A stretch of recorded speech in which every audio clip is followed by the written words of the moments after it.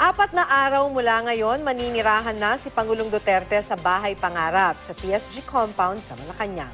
Siya ang pangalawang presidenteng titira roon. Sino naman kaya ang makakasama niya? Makibalita tayo kay Joseph Morong.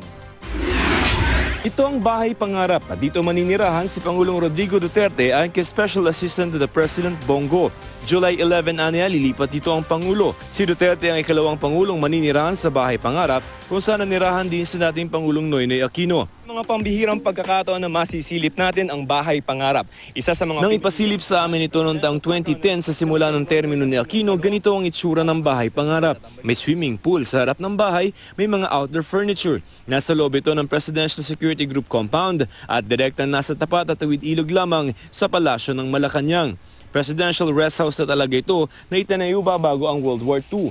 Binago lamang ang itsura noong 2008 sa panunungkulan ni dating Pangulong Gloria Arroyo, pero 2010 lamang nang manungkulan si Aquino naging official residence ito ng Pangulo ng Pilipinas. Hindi pa tumutugon si Presidential Spokesperson Ernesto Abella kung sino ang makakasama ng Pangulo sa Bahay Pangarap habang narito siya sa Maynila.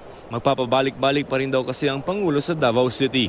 Joseph Morong, GMA News.